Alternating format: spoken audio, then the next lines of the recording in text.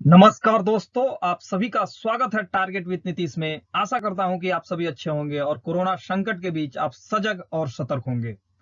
आज के इस एपिसोड में हम BPSC previous year question papers में जो नेशनल मोमेंट से प्रश्न पूछे जाते रहे हैं उनको विस्तार से हल करेंगे।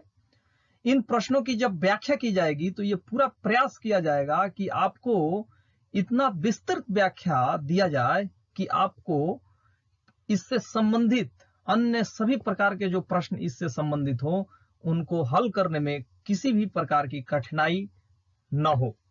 तो आइए शुरू करते हैं आज का ये महत्वपूर्ण भाग। मेरा नाम है नीतीश कुमार।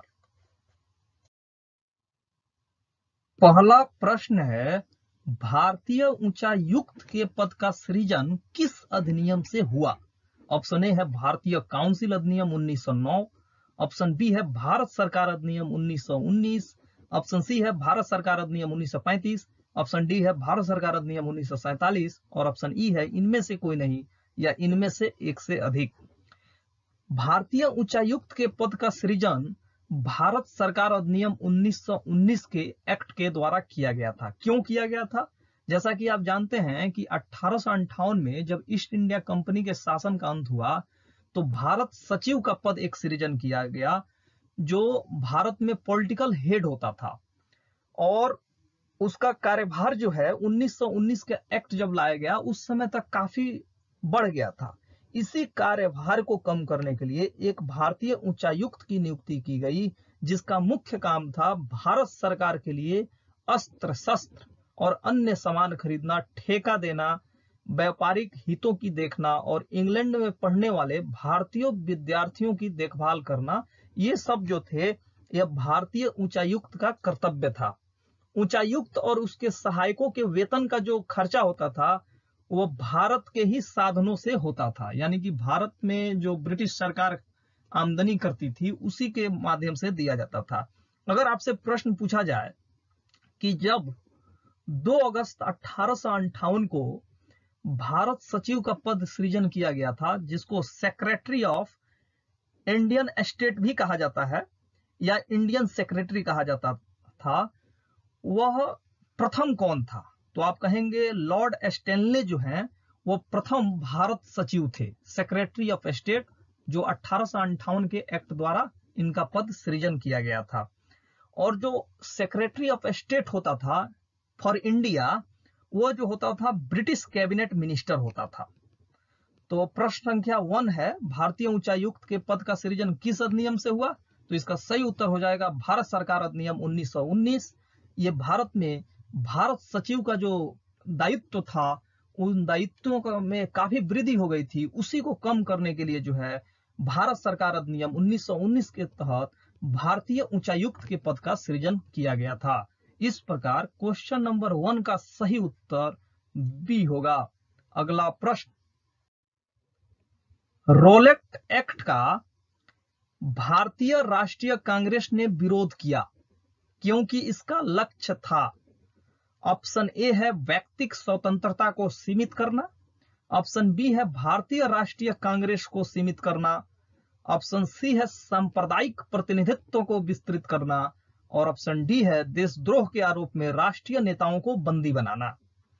मार्च 1919 में जो है केंद्रीय विधान परिषद से एक विधेयक पास हुआ जिसे रोलेट एक्ट से नाम से जाना गया। इस एक्ट के अनुसार अंग्रेजी सरकार जिसको चाहे जब तक चाहे बिना मुकदमा चलाए जेल में रख सकती थी। इसका सीधा मतलब हुआ कि जो राइट टू लाइफ है, राइट टू फ्रीडम है, उसको पूरी तरह से जो है पर्सनल लिबर्टी जो है, राइट टू पर्सनल लिबर्टी, उसको पूरी तरह सीमित कर दिया गया था रोलेट एक्ट के माध्यम से।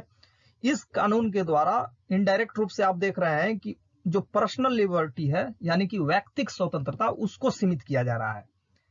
तो रोलेट एक्ट का भारतीय राष्ट्रीय कांग्रेस ने विरोध किया क्योंकि इसका लक्ष्य था व्यक्तिगत स्वतंत्रता को सीमित करना। इस प्रकार क्वेश्चन नंबर 2 का सही उत्तर हो जाएगा ए, व्यक्तिगत स्वतंत्रता को सीमित करना। अगला प्रश्न, जालियांवाला बाग नरसंहार किस गांधीवादी सत्याग्रह के संबंध में हुआ? ऑप्शन ए है स्वदेशी सत्याग्रह, ऑप्शन बी है रॉलेट सत्याग्रह, ऑप्शन सी है बारदोली सत्याग्रह, ऑप्शन डी है वैयक्तिक सत्याग्रह और ऑप्शन ई है इनमें से कोई नहीं या इनमें से एक से अधिक। जैसा कि आप जानते हैं कि ब्रिटिश सरकार द्वारा भारतीयों की स्वतंत्रता को, वैयक्तिक स्वतंत्रता को सीमित करने के लिए और बिना मुकदमा चलाए गिरफ्तारी के लिए जो है एक रोलेक्ट एक्ट पास किया गया था। रोलेक्ट एक्ट का क्या उद्देश्य था?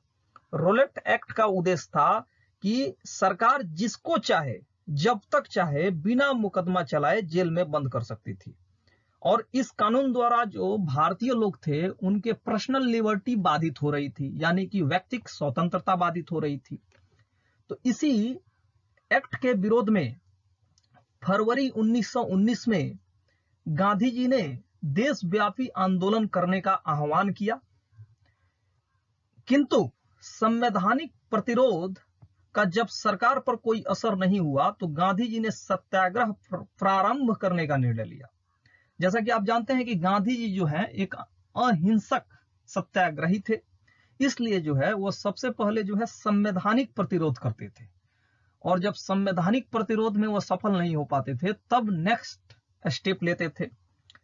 सत्याग्रह 6 अप्रैल 1919 को गांधी जी के आह्वान पर प्रारंभ कर दिया गया, किंतु तारीख की गलतफहमी के कारण सत्याग्रह प्रारंभ होने से पहले ही हिंसक स्वरूप धारण कर लिया।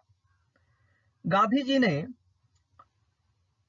पंजाब जाकर स्थिति को संभालने का प्रयत्न किया, क्योंकि जब गांधी जी ने सत्याग्रह का आह्वान किया था तो इसके कारण कलकत्ता, बंबई, दिल्ली, अहमदाबाद और पंजाब में हिंसात्मक प्रतिरोध शुरू हो गया था और परिस्थिति इतना विस्फोट हो गई थी कि अमृतसर और लाहौर में नियंत्रण पाना ब्रिटिश सरकार के लिए मुश्किल हो गया था।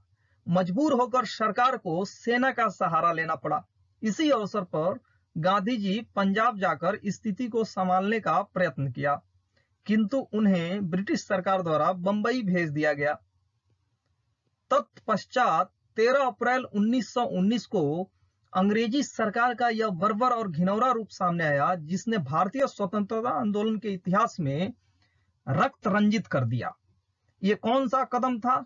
13 अप्रैल 1919 को जनरल डायर के द्वारा अमृतसर के जलियांवाला बाग में जो है जालियांवाला बाग हत्याकांड नामक एक घटना रचा गया, जिसमें काफी भारतीय मारे गए। तो इसी अवसर पे जो है जनरल डायर का भी विरोध शुरू हो गया उसके बाद से। तो यहाँ प्रश्न था जलियांवाला बाग नरसंहार किस गांधीवादी सत्याग्रह के संबंध में हुआ? तो रोलेट सत्याग्रह, जो रोलेट एक्ट के विरोध में महात्मा गांधी द्वारा जो सत्याग्रह का आह्वान किया गया उसको रोलेट सत्याग्रह कहा गया। इस प्रकार क्वेश्चन नंबर 3 का सही उत्तर बी होगा। अगला प्रश्न,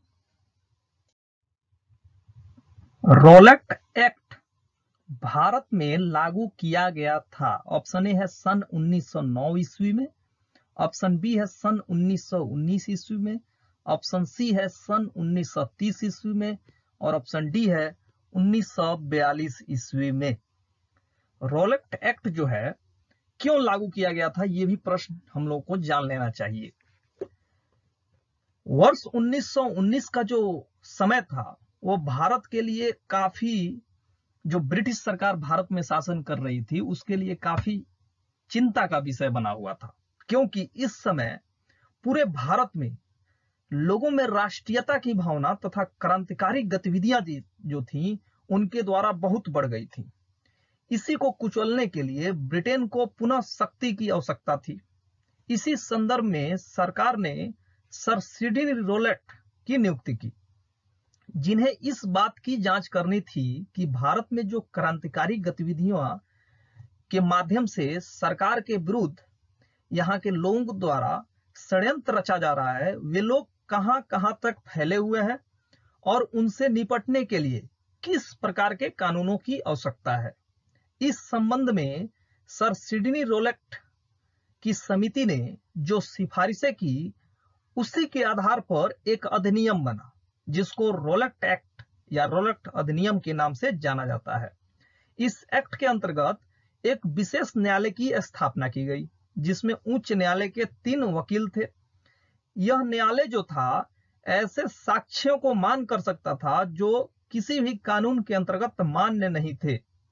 इसके निर्णय के विरुद्ध भी कहीं भी अपील नहीं की जा सकती थी और किसी भी व्यक्ति को सरकार जब तक चाहे बिना मुकदमा चलाए जेल में बंद कर सकती थी। इसी कानून को जो है ध्यान में रखते हुए ये एक्ट किस दिन लागू हुआ, प्रश्न यहां ये पूछा जा रहा है। रोलेक्ट एक्ट भारत में लागू किया गया था, तो रोलेक्ट एक्ट जो है भारत में 1919 ईस्वी में जो है लागू कर दिया गया था। तो क्वेश्चन नंबर 4 का सही उत्तर जो है 1919 ईस्वी हो जाएगा। क्वेश्चन नंबर 4 का सही उत्तर हो जाएगा बी। अगला प्रश्न, असहयोग आंदोलन के दौरान किसने पटना कॉलेज छोड़ा जबकि उसकी परीक्षा के केवल 20 दिन ही बचे थे? ऑप्शन ए है राजेंद्र प्रसाद, ऑप्शन बी है ब्रज किशोर, ऑप्शन सी है जयप्रकाश नारायण, ऑप्शन डी है श्री कृष्ण सिंह और ऑप्शन ई है इनमें से कोई नहीं या इनमें से एक से अधिक। बिहार के सारण के सिताब दियारा गांव में जन्मे स्वतंत्रता सेनानी जयप्रकाश नारायण ने असहयोग आंदोलन में भाग लेने के लिए पटना कॉलेज छोड़ा था। जिस समय उन्होंने कॉलेज छोड़ा था उनकी परीक्षा के केवल 20 दिन ही बचे थे। इसके पश्चात उन्होंने कांग्रेस द्वारा संचालित बिहार विद्यापीठ में प्रवेश लिया था। तो क्वेश्चन नंबर 5 का सही उत्तर हो जाएगा सी। असहयोग आंदोलन के दौरान किसने पटना कॉलेज छोड़ा जबकि उसकी परीक्षा के केवल 20 दिन ही बाकी बचे थे? तो क्वेश्चन नंबर 5 का सही उत्तर हो जाएगा सी। अगला प्रश्न, 1921 के मोपला आंदोलन जो शाखा थी, ऑप्शन ए है खिलाफत आंदोलन की, ऑप्शन बी है 1857 के स्वतंत्रता संग्राम की, ऑप्शन सी है स्वदेशी आंदोलन की और ऑप्शन डी है असहकार आंदोलन की। 1921 का जो मोपला विद्रोह हुआ था वह केरल के मालाबार क्षेत्र में 1921 में हुआ था और इसमें जो मोपला किसान थे वे मुख्यतः आंदोलन में भाग लिए थे क्योंकि लगान न देने पर उन्हें खेतों से बेदखल कर दिया जाता था। जमींदार जब चाहते थे उन्हें भूमि से बेदखल कर देते थे और जब चाहते मनमाना लगान वसूलते। खिलाफत आंदोलन उसी समय चल रहा था। उसने अपनी जड़ें जमाने के लिए जो है इस मौका का फायदा उठाया और जो मोपला मुस्लिम किसान थे उनके साथ ही आ गए और यहाँ पे जो है खिलाफत आंदोलन के जो नेता थे और जो मोपला विद्रोह करने वाले जो किसान थे मुस्लिम किसान, उनके बीच बैठक होना शुरू हो गई। इस तरह दोनों आंदोलन जो है एक दूसरे के बहुत करीब आ गए थे और लगभग साथ चल रहे थे। तो यहाँ प्रश्न है 1921 के मोपला आंदोलन जो शाखा थी, तो क्वेश्चन नंबर 6 का सही उत्तर हो जाएगा ए खिलाफत आंदोलन की। अगला प्रश्न, 1920-22 के दौरान जो असहयोग आंदोलन हो रहा था उस दौरान बिहार में प्रचलित रूप से यह मान्यता थी कि उनकी जीत होगी क्योंकि गांधी धर्म के प्रतीक थे। ऑप्शन बी है एक निपुण राजनीतिज्ञ थे, ऑप्शन सी है जी को अंग्रेजों को हराने का तरीका पता था, यानी गांधी जी को अंग्रेजों को हराने का तरीका पता था, और ऑप्शन डी है अंग्रेजी जानते थे। तो जो गांधी जी थे आप जानते हैं कि 1917 से ही भारतीय राजनीति में सक्रिय हो गए थे और 1917 ईस्वी में उन्होंने बिहार के चंपारण में एक सफल सत्याग्रह किया जिसमें उनको सफलता मिली। इसके बाद वर्ष 1918 में गुजरात के अहमदाबाद में जो मिल मजदूर थे, औद्योगिक कर्मी थे, उनके लिए हड़ताल किया। इसमें भी वे सफल रहे। वर्ष 1920 में उनके द्वारा ब्रिटिश सरकार के साथ अहिंसक असहयोग आंदोलन चलाया गया जिसमें न सिर्फ वस्तुएं बल्कि भारत में अंग्रेजों द्वारा संचालित या उनकी मदद से चल रही संस्थानों को भी उन्होंने बंद करने की अपील की, बहिष्कार करने की अपील की, जिसमें शामिल थे विधायिका, न्यायपालिका, कार्यालय या स्कूल। इस कार्यक्रम ने देश में जोश फूंक दिया था और विदेशी शासन का फंदा काट दिया था। गांधी जी ने हिंदुओं और मुसलमानों को भी एक साथ एक मंच पर आने का आह्वान किया। गांधी जी का एक महामानव के रूप में उदय उनके कृत्यों के फलस्वरूप अंग्रेजी शासकों में भय उत्पन्न करने के कारण बिहार के लोगों में विश्वास उत्पन्न हुआ और हमारी जीत होगी, क्योंकि गांधी जी को अंग्रेजों को हराने का तरीका इन सारे आंदोलनों के अनुभवों से मालूम हो गया था। गांधी जी ने रचनात्मक कार्यों के जरिए अन्य भारतीय नेताओं के मुकाबले गांवों में निवास करने वाले देश की 90% जनता के बहुत निकट संबंध बनाने का प्रयास किया था। तो यहाँ प्रश्न था, 1920-22 के असहयोग आंदोलन के दौरान बिहार में प्रचलित मान्यता यह थी कि उनकी जीत होगी, क्योंकि गांधी जी को अंग्रेजों को हराने का तरीका पता हो गया था, क्योंकि इसके पहले वे काफी सत्याग्रह और आप जानते हैं कि दक्षिण अफ्रीका में आंदोलन भी कर चुके थे। तो क्वेश्चन नंबर 7 का सही उत्तर हो जाएगा सी। अगला प्रश्न, 1921 का मोपला विद्रोह कहां हुआ था? ऑप्शन ए है कश्मीर, ऑप्शन बी है केरल, ऑप्शन सी है असम और ऑप्शन डी है बिहार। केरल का जो मलबार तट है वहीं पे जो है मोपला किसान रहते थे जो धर्म से मुस्लिम थे। अगस्त 1921 में इन्होंने वहां के जो जमींदार थे उनके खिलाफ जबरदस्त विद्रोह कर दिया, क्योंकि जो जमींदारी थी वहां पे उसका अधिकतर भाग हिंदुओं के हाथों में थी और हिंदू जो है इनकी शोषण किया करते थे। 19वीं शताब्दी में भी जमींदारों के अत्याचारों से पीड़ित होकर मोपलाओं ने कई बार विद्रोह किए थे। मोपलाओं के विद्रोह का जो प्रमुख कारण था वह था लगान की उच्च दरें वसूलना, नजराना एवं अन्य दमनकारी तौर तरीके अपनाना। किंतु जो 1921 का आंदोलन हुआ, मोपला विद्रोह हुआ, इस बार के आंदोलन की विशेषता इसका राष्ट्रवादी आंदोलन के साथ संबंध स्थापित होना था। जैसा कि आप पहले पढ़ चुके हैं कि इसी समय जो है असहयोग आंदोलन भी चल रहा था, जो खिलाफत आंदोलन था वह भी चल रहा था। तो खिलाफत आंदोलन के जो नेता थे उन्होंने भी इस मौके को जो है फायदा के रूप में देखा और वे जो है मोपला किसानों से जो है मिलजुल गए और उनके साथ जो है बैठकी करने लगे। तो 1921 का जो मोपला विद्रोह हुआ था वो कहां हुआ था? केरल में हुआ था। मोपला कौन थे? मोपला जो है मुस्लिम किसान थे जो केरल के मलबार तट के पास ही निवास करते थे। तो क्वेश्चन नंबर 8 का सही उत्तर हो जाएगा बी। अगला प्रश्न, किस घटना के बाद महात्मा गांधी ने असहयोग आंदोलन को अपनी हिमालय जैसी भूल बताई थी? ऑप्शन ए है चौरी चौरा, ऑप्शन बी है खेड़ा सत्याग्रह, ऑप्शन सी है नागपुर सत्याग्रह और ऑप्शन डी है राजकोट सत्याग्रह। 5 फरवरी 1922 को जब असहयोग आंदोलन अपने चरम पर था, उसी समय उत्तर प्रदेश के गोरखपुर के पास एक छोटा सा कस्बा था चौरी चौरा, जो अभी भी है। वहां 5 फरवरी 1922 को आंदोलनकारियों की भीड़ ने ब्रिटिश शासन की एक पुलिस चौकी को आग लगा दी थी, जिसमें 23 पुलिस कर्मचारी जिंदा जलकर मर गए थे। गांधी जी ने इस घटना की निंदा की थी तथा असहयोग आंदोलन को स्थगित कर दिया था। गांधी जी ने इस घटना को हिमालय जैसी भूल की संज्ञा दी। किस घटना के बाद महात्मा गांधी ने असहयोग आंदोलन को अपनी हिमालय जैसी भूल बताई थी? तो इसका सही उत्तर हो जाएगा चौरी चौरा। अगला प्रश्न, किस क्षेत्र में राहुल सांकृत्यायन 1920 के असहयोग आंदोलन में सक्रिय थे? ऑप्शन ए है छपरा, ऑप्शन बी है दिल्ली, ऑप्शन सी है लखनऊ और ऑप्शन डी है पटना। राहुल सांकृत्यायन जो है इनकी शिक्षा जो है बनारस से हुई थी।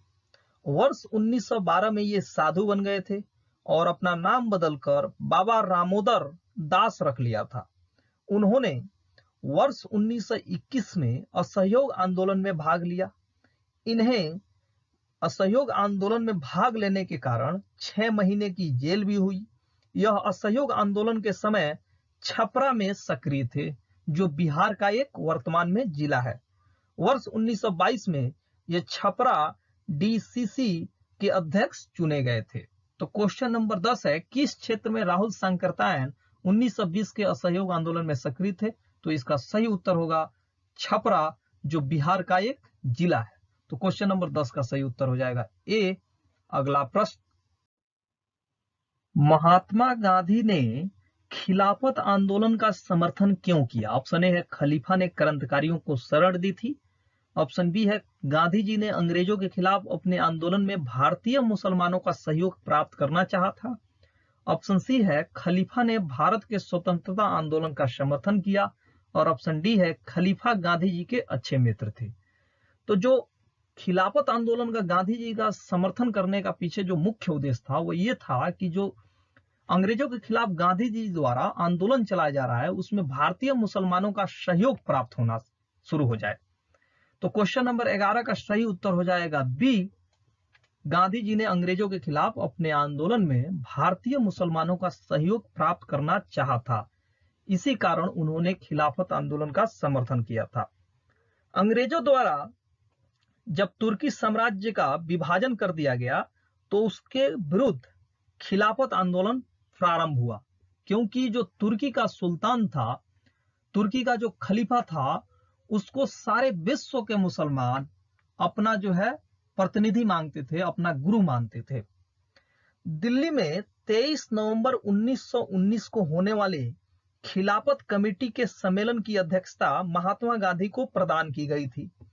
दिसंबर 1919 में जब भारतीय राष्ट्रीय कांग्रेस का अमृतसर अधिवेशन हुआ तो उसमें खिलाफत आंदोलन को और अधिक जोर शोर से पूरे भारतवर्ष में फैलाने का विचार किया गया।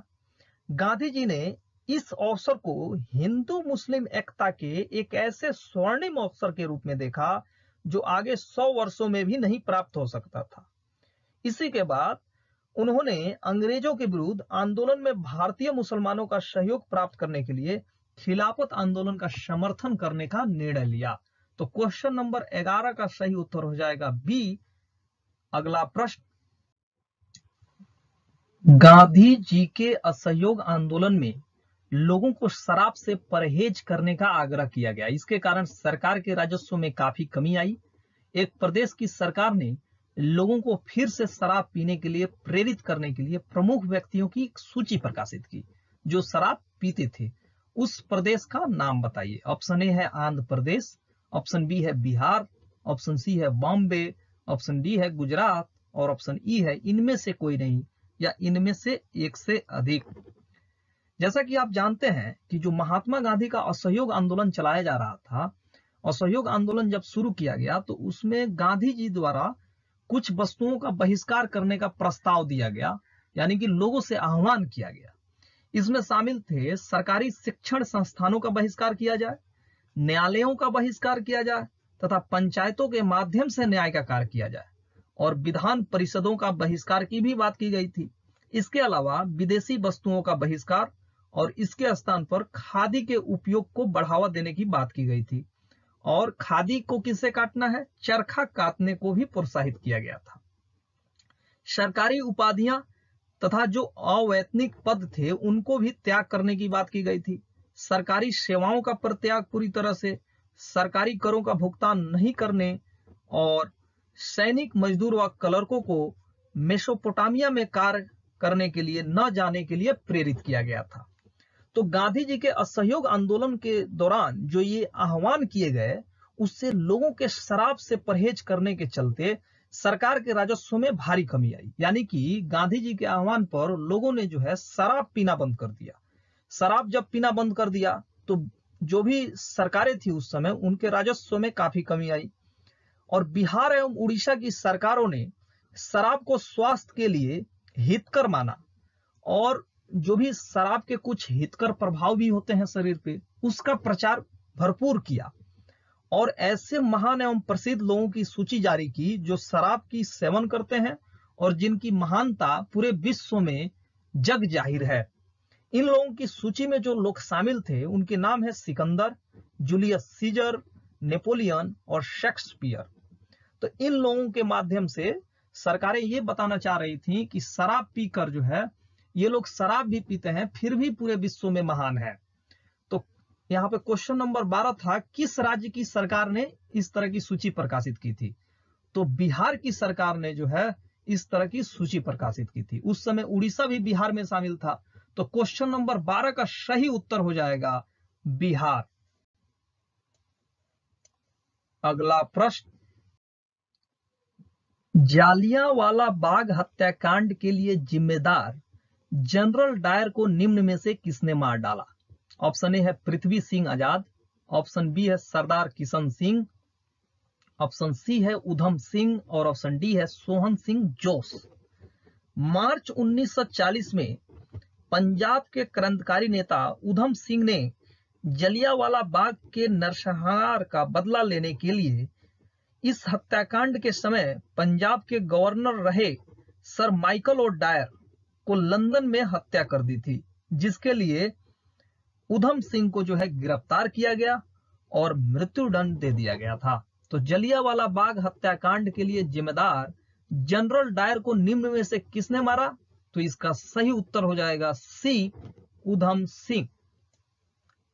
अगला प्रश्न,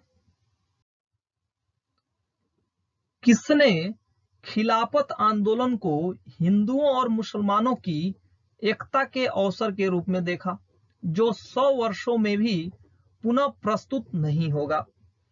ऑप्शन ए है अली बंधु, ऑप्शन बी है अबुल कलाम आजाद, ऑप्शन सी है महात्मा गांधी और ऑप्शन डी है खान अब्दुल गफार खां। जैसा कि पिछले क्वेश्चन में हम देख चुके हैं कि 24 नवंबर 1919 को दिल्ली में अखिल भारतीय खिलाफत कमेटी का अधिवेशन हुआ था, जिसकी अध्यक्षता गांधी जी ने की थी। दिसंबर 1919 में हुए भारतीय राष्ट्रीय कांग्रेस के अमृतसर अधिवेशन में खिलाफत आंदोलन को और अधिक बढ़ावा मिला। अब कांग्रेस ने बड़ी सावधानी से धार्मिक मामलों से स्वयं को पृथक रखा था, किंतु खिलाफत आंदोलन शुरू होने के बाद गांधी जी ने यह अनुभव किया कि हिंदू मुस्लिम को एकजुट करके यह स्वर्णिम अवसर का लाभ उठाया जा सकता है, जो आने वाले समय में प्राप्त होने की संभावना बहुत कम है।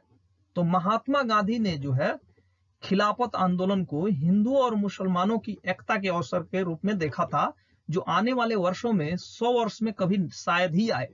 तो क्वेश्चन नंबर 14 का सही उत्तर हो जाएगा सी। अगला प्रश्न, लंदन में 13 मार्च 1940 को सर माइकल और डायर को गोली से मारा गया। ऑप्शन ए है मदनलाल धिंगरा द्वारा, ऑप्शन बी है एम.पी.टी. आचार्य द्वारा, ऑप्शन सी है वी.डी. सावरकर द्वारा, ऑप्शन डी है उधम सिंह द्वारा और ऑप्शन ई है इनमें से कोई नहीं या इनमें से एक से अधिक। मार्च 1940 में पंजाब के क्रांतिकारी नेता उधम सिंह ने जलियांवाला बाग के नरसंहार का बदला लेने के लिए इस हत्याकांड के समय जो पंजाब का गवर्नर था सर माइकल ओ डायर, उसकी लंदन में हत्या कर दी थी, जिसके लिए उधम सिंह को गिरफ्तार कर मृत्यु दंड दे दिया गया था। तो क्वेश्चन नंबर 15 का सही उत्तर हो जाएगा डी। तो दोस्तों, ये रहा आज का महत्वपूर्ण भाग। आशा करता हूं कि इन 15 प्रश्नों के माध्यम से आपकी जानकारी में काफी सुधार हुआ होगा। इस एपिसोड से चाहूंगा आपसे इजाजत, लेकिन जाने से पहले आपसे कहूंगा कि अगर आप तक आपने टारगेट विद नीतीश को सब्सक्राइब नहीं किया है तो जरूर सब्सक्राइब करें और ज्यादा से ज्यादा लोगों तक इस चैनल की पहुंच को बढ़ाएं। ये आपसे नम्र निवेदन है। इस एपिसोड से अपने दोस्त यानी नीतीश कुमार को दीजिए इजाजत। अगर आप भी चाहते हैं कि किसी टॉपिक पर मैं वीडियो लाऊं तो कमेंट सेक्शन के माध्यम से आप जरूर बता सकते हैं। आपके कमेंट पर तुरंत जो है वीडियो बनाया जाएगा। इस एपिसोड से दीजिए इजाजत। नमस्कार।